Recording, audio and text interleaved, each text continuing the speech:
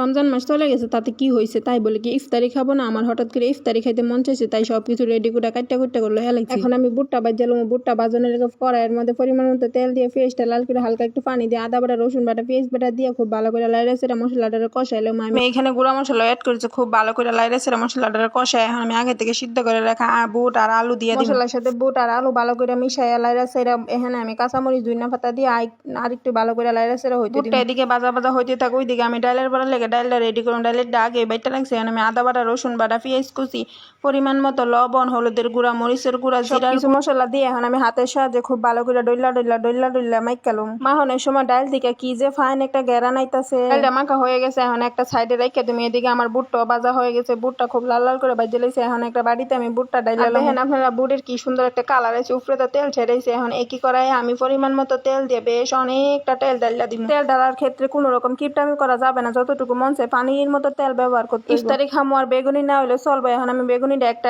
একটা করে ভাজলাম, খুব লাল লাল করে ভাজলাম। যতক্ষণ না বেগুনির থেকে খুব ভালো একটা কালারের বতকান হইতো বাইকে ভাজলাম। আর আপনারা দেখতেই পারতেছেন বেগুনিটা কত সুন্দর একটা কালার হচ্ছে। এরকম করে আমি সবগুলা বেগুনি একটা একটা করে ভাজলাম। বাইরে থেকে টাকা খরচ করে আনার কোনো দরকার না, মন ছেলে এরকম করে ঘরে ভাজি ইফতারি বানায় খাই লাইতে পারে। সবগুলা বেগুনি একটা একটা করে খুব ভালো করে সুন্দর করে ভাজলাম। এখন একই করাই আমি ডালের বড়ারি বানাইলাম, একটা একটা করে শুরু শুরু করে গরম তেলে আমি ডালের বড়ারি একটা একটা করে ভাজলাম। আপনারা আপনাদের পছন্দ অনুযায়ী ডালের বড়া বানাইতে পারেন। আমি গোল গোল চ্যাপটা চ্যাপটা করে বানাইতেছি। এদিক দিয়ে আমার বড়াটি ভাজা হয়েও গেছে, এখন আমি বড়াটি তেলের থেকে সাইকা তুলি। এই তো ইফতারের জন্য আমরা সব কিছু ভাজিয়া বুঝে লইছি। আপনারা আবার হেঁচা আছে ইফতার মনে করি না, আসলে ইফতারের মতো করে বানানো আর কি। খাইতে খাইতে আপনাদের থেকে বিদায় নিছি আজকে। তবে এই পর্যন্ত সবাই ভালো থাকবেন, আল্লাহ হাফেজ।